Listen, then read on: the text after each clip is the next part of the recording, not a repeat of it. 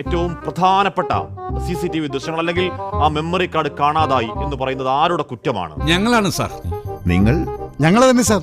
ആ ബസ്സിനകത്ത് എന്താണ് യഥാർത്ഥത്തിൽ സംഭവിച്ചത് എന്ന് അറിയാനും തങ്ങളുടെ ഭാഗത്തുള്ള തെറ്റ് മറയ്ക്കാനും വേണ്ടി അത് അവിടെ നിന്ന് മാറ്റിയതാണോ, ഈ ഡ്രൈവർ തന്നെ നേരിട്ട് മാറ്റിയതാണോ?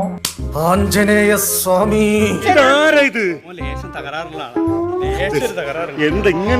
എന്ന കാര്യം ഉൾപ്പെടെ അന്വേഷിക്കണം എന്നുള്ളതാണ് ഞങ്ങൾക്ക് പറയാനുള്ളത്. അല്ല, ഡ്രൈവർ എങ്ങനെ മാറ്റാൻ കഴിയും? കാരണം ഡ്രൈവറിനെ ആ രാത്രി പോലീസ് കൊണ്ടുപോയതാണ്. വല്ല കാര്യമുണ്ടോ? എന്തിനാണ് ഇങ്ങനെ ഇല്ലാന്ന് നടക്കണേ?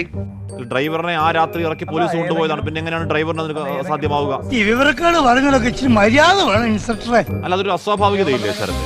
അതൊരു അസ്വാഭാവികതയില്ല. കാര്യം അവിടെ 4 KSRTC ബസ്സുകളിൽ ഈ പറയുന്ന സംവിധാനമുണ്ട്.